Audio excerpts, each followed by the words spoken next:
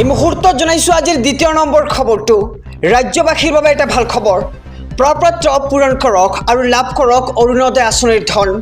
নিৰ্বাচনৰ সময়ত অৰুণোদয়ৰ প্ৰপত্ৰ পূৰণ কৰা সকলৰ বাবে আহি পৰিছে ভাল খবৰ 1 ছেপ্টেম্বৰৰ পৰা নতুনকৈ হাজাৰ হাজাৰ হিতাধিকাৰী নিৰ্বাচন কৰিব ৰাজ্য চৰকাৰে হিতাধিকাৰী নিৰ্বাচনৰ বাবে গঠন কৰা হ'ব বিশেষ কমিটি অহা 1 ছেপ্টেম্বৰৰ পৰা ৰাজ্য চৰকাৰে দিব প্ৰপত্ৰ আৰু প্ৰপত্ৰ পূৰণ কৰা সকলে লাভ কৰিব অৰুণোদয় আঁচনিৰ ধন আৰু মুখ্যমন্ত্ৰী ডক্টৰ হিমন্ত বিশ্ব শৰ্মাই এই সন্দৰ্ভত কৰিছে বৃহৎ ঘোষণা নিৰ্বাচনৰ সময়ত প্ৰপত্ৰ পূৰণ কৰা সকলৰ বাবে আহি পৰিছে ভাল খবৰ 1 ছেপ্টেম্বৰৰ পৰা নতুনকৈ হাজাৰ হাজাৰ হিতাধিকাৰীয়ে লাভ কৰিব অৰুণোদয় আঁচনিৰ ধন আৰু হিতাধিকাৰী নিৰ্বাচনৰ বাবে গঠন কৰা হ'ব বিশেষ কমিটি আৰু 1 ছেপ্টেম্বৰৰ পৰা ৰাজ্য চৰকাৰে দিব প্ৰপত্ৰ এই মুহূৰ্তত জনাইছো আজিৰ দ্বিতীয় নম্বৰ খবৰটো ৰাজ্যবাসীৰ বাবে এটা ভাল খবৰ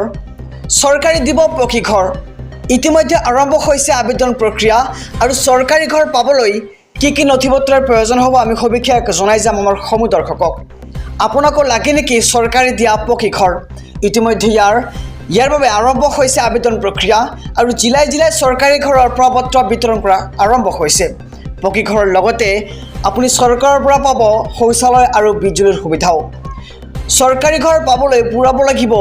3 পৃষ্ঠা জোৰা আবেদন পত্ৰ আৰু আবেদন পত্ৰ পূৰণ কৰি জমা দিব লাগিব পঞ্চায়তৰ কাৰ্যালয়ত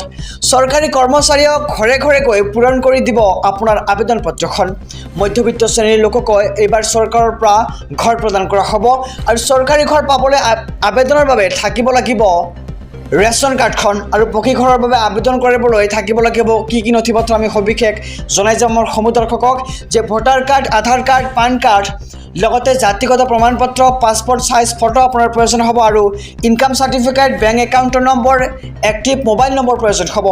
আৰু চৰকাৰী ঘৰৰ আবেদনৰ বাবে প্ৰয়োজন হ'ব আপোনাৰ এই সমূহ নথিপত্ৰৰ আৰু অনলাইনৰ জৰিয়তেও আপুনি আবেদন কৰিব পাৰিব পকী ঘৰৰ বাবে আৰু আবেদন কৰিব পাৰিব আপুনি pmay.mis.gov.in ৱেবছাইটত আৰু আপোনাকো লাগে নেকি চৰকাৰী ঘৰ তেন্তে আপুনি শীঘ্ৰে কৰক আবেদন এই সমূহ নথিপত্ৰৰ লগত দৰিদ্ৰ লোকলৈ মুখ্যমন্ত্ৰী হিমন্ত বিশ্ব শৰ্মাৰ ডাঙৰ ঘোষণা ৰাজ্যত দৰিদ্ৰ লোকৰ বাবে বিনামূলীয়া হ'ব চিকিৎসাৰ বাবে এটকাও দিব নালাগে দৰিদ্ৰ লোকে চিকিৎসা সেৱাৰ মাচুল বৃদ্ধিৰ খৰচৰ মাজতে মুখ্যমন্ত্ৰী ডক্টৰ হিমন্ত বিশ্ব শৰ্মাৰ ডাঙৰ ঘোষণা আয়ুষ্মান কাৰ্ড নথকা দৰিদ্ৰ লোকেও পাব বিনামূলীয়া চিকিৎসা দৰিদ্ৰ লোকক বিনামূলীয়া চিকিৎসাৰ নিৰ্দেশ মুখ্যমন্ত্ৰী ডক্টৰ হিমন্ত বিশ্ব শৰ্মাৰ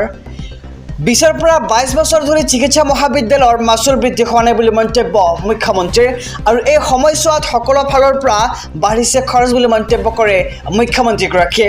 আৰু সেই অকণ মাচুল বৃদ্ধিৰ সিদ্ধান্ত লোৱা হৈছে চিকিৎসা সেৱাত আৰু অহা 1 ছেপ্টেম্বৰৰ পৰা অসমৰ 13খন মেডিকেল কলেজত হ'ব বিশেষ কেম্প আৰু 14 বছৰৰ তলৰ